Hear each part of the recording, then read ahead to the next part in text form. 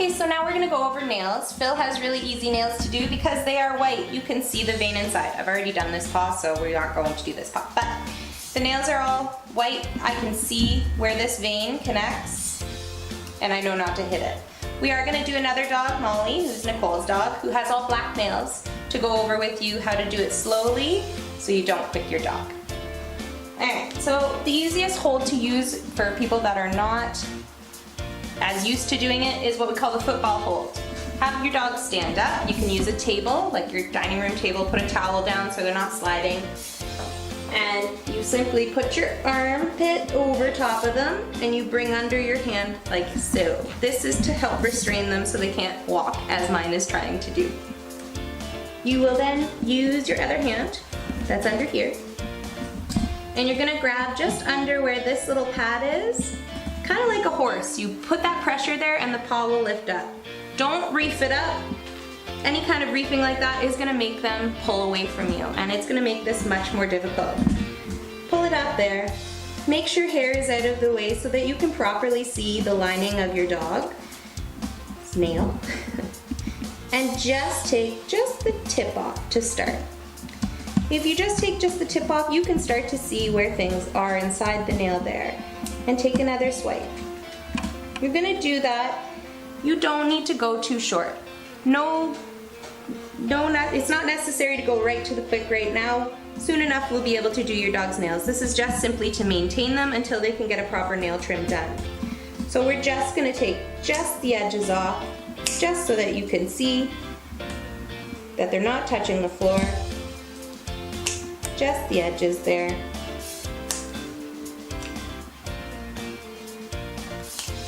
Okay? It's not a major nail trim. It's just enough so that he's not walking on high heels in the time that we're away. That's it. That's nail trimming there. And then for the back legs, pull them forward, still maintaining that same hold that you had, but now you're in the center of the body. And then you're going to use your other hand. This time you're going to push just on the back here, on the hop. Push and pull up. Again, not reefing, because the minute that you put any strain on that joint, they're going to fight you. Just lift that up, and again, just the edge. You don't need to take a lot off. You're just taking the edges to maintain. Just the edge, just the edge, just the edge. In that nail, you will see a little tiny dot. I don't know if you can see that. That little tiny dot is where the start of the vein, known as the quick, is. If you are to continue cutting past that, that's when you're going to take the risk of bleeding your dog, and we don't want you to have to bleed your dog. If for some reason you do accidentally quick your dog, you can use flour, you can use cornstarch, or there's a product called Quick Stop. I just don't know how readily you'll be able to get it. Alright, so then we're going to grab the other foot. Mine is blue hair, sorry.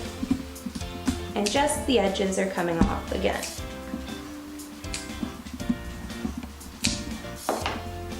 And that's it. It's nice and easy with a dog with white nails because you can see everything. Stay tuned for the one with black nails because that's a lot harder. This is Nicole's Miss Molly. She's a little neurotic and very nervous, but she has those wonderful all black nails. With these nails, you cannot see where the quick is without cutting them. So, that being said, we're gonna show you just to take just the tips of these ones off, because if you go any further, you're gonna have a bloodbath. So, I'm gonna start again, putting her into this little football hold. My hand goes over her and scoops under so it's here. I'm going to press where that pad is to lift up the foot. Again, not reefing on anything so as to not make her pull me.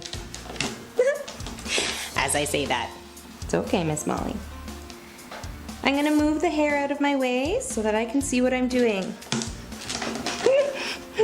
She might not be a good candidate. That's okay. It's okay, Miss Molly. Good job. To settle her down, I'm just shushing. I'm just putting a hand on the back end of her. There we go. Just lining up there, just the edge. Do you see that little dot? That's the quick. We're trying to avoid that quick. So you just want to take it so you can see the little dot. No dot. There's the dot. No dot. There's the dot.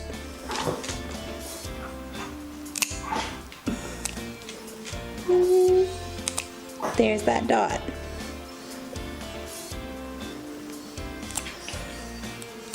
And that's the dot. That, my friend, is how you do black nails. Little bits at a time, not a whole big chunk, because that's when you're gonna bleed them. Just little bits at a time.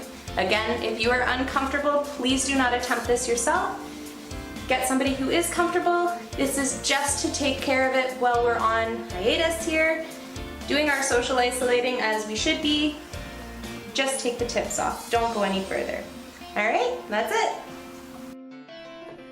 Gabby and I just wanted to do a little side note to say that there's this big trend coming out right now about putting saran on your forehead and trying to cut your dog's nails. It's not a good idea. Here's why. First of all, you need to get your dog comfortable with cutting nails. The reason that you are doing that is because you're fearful they're gonna bite you or whatever, they're not reacting well. Well, you need to work on that. That's something that your dog should be comfortable with getting done. They need to trust you to do that and essentially trust us when we come back to do it. So doing that is not the greatest thing. The second reason is if they do react, you have put your face right where their snout is. You never think your dog is gonna bite you. I would never think Gabby's gonna bite me, but it can happen because it's a fear reaction. And if you hit that quick and you cause a little bit of pain or anything like that, they're gonna chomp right on your nose. So we just wanted to make a suggestion to you that instead of putting it on your forehead and putting yourself in harm's way, something like this might work a little bit better. This is just a container, and I've put a little bit of, we don't use peanut butter in my house because my husband's allergic, but a little bit of Cheese Whiz on the top. I'm gonna put it here for Miss Gabby. Gabby, what's that? There we go. Same idea, you know, I'm still gonna be able to do my little girl's nails while she's distracted, but I'm not risking my face while doing it. And Miss Gabby got a nice treat for being a good girl. Yeah!